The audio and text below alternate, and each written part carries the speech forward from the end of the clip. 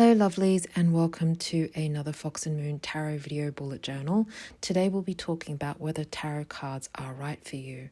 So this is kind of like an interesting question because people don't always know that they're actually asking this question. And it often happens when we're exploring different kinds of mediums of reading intuitively for other people. And tarot cards actually aren't the only avenue to read for other people. You can use Lenormand cards. You can read people intuitively in different ways, such as through spiritual healing, through Reiki. There are actually a lot of different avenues that are available to you, and not everyone is actually aware of that. Some of the things that you try might not be appropriate for you, and it could take you years, or you might know automatically what is actually right for you. So tarot cards, I want to start with, are a very grounded way of connecting to, I suppose, a bank of information, if you will. And I suppose because there is sort of like this language that is, over 100 years old and that thousands, if not millions of people have used before, there's this sort of collective energy which is very familiar and it's very easy to connect to because a lot of people have read with it before, and you can get a lot of information from people around the world on the internet about the actual system in itself. Now, in terms of reading for yourself in a different way without tarot cards, I think you just sort of have to feel it out and discover what it is that's really right for you.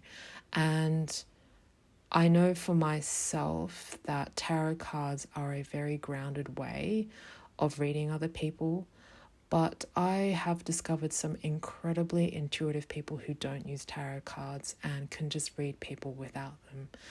And it does actually happen. It does happen that sometimes we find one avenue is more appropriate than the other, and we might be surprised that one works better for us than another that we initially thought of. So I actually wasn't entirely sure whether tarot was right for me, but I knew that I wanted to use it, and I still think that I would like to use it as a way of connecting with other people in a really deep, really grounded way. And I do think it's just one avenue. I think that there are other ways that you can connect with people that are really beautiful and really lovely, but tarot for me is one way that really connects to people in a, I suppose, a very universal sort of language. And if you were to ask me why I use it in particular, I really like that people can actually see the images and the language of it. And it's an opportunity for people to feel, I guess there's sort of like an energy exchange when you're doing a tarot reading for somebody that's really beautiful, and you can connect with people on a really deep level just with images on pieces of cardboard, because to me that's what tarot represents on a physical realm. But obviously it's a lot more than that. It goes a lot deeper than that, and I think that's where the beauty of tarot really lies. And I think if you were to say to me, what is the best medium to actually express yourself intuitively, I wouldn't have a direct answer for you. I think the right medium is the one where you feel the most connected, and it can be so wildly different from person to person. I think intuition is something that's like a personal signature. It's like a personal imprint, and everyone has their own signature, their own imprint. It can come through artwork.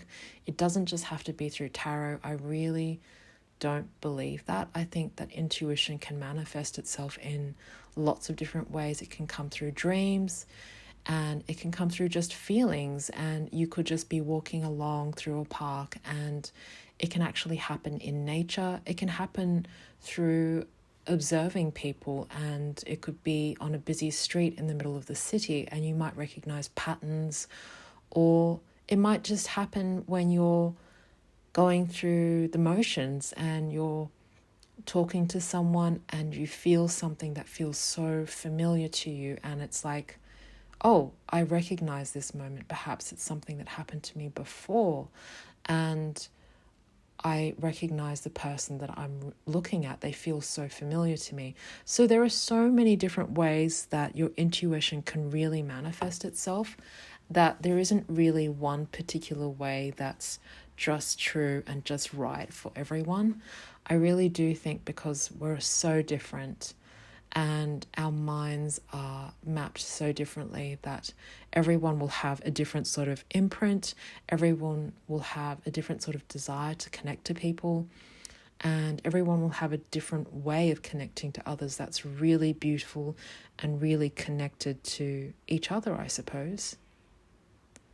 So I suppose if you were to ask, how do you find your own unique imprint? The best way to go about it is to really contemplate what it is that you recognize the most, the patterns that you recognize the most, the things that you feel really drawn to with your own passion and with your own interests, and something that you feel really interested in and that you just want to expand. Maybe it's through meditation that you find your intuition is the most lit up. It might actually be when you sleep and you discover deep, beautiful things when you dream. It could be just when you're washing the dishes or you're chatting to someone and you observe something and it just lights up for you, and you might just want to write it down in your journal. So it could be something that you consider to be mundane, and I encourage people to write those things down and to record them, because you never know how those patterns emerge and what they can actually bring to you, which can be really, really beautiful.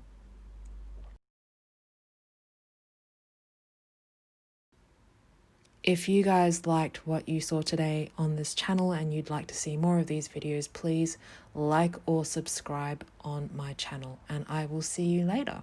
Bye.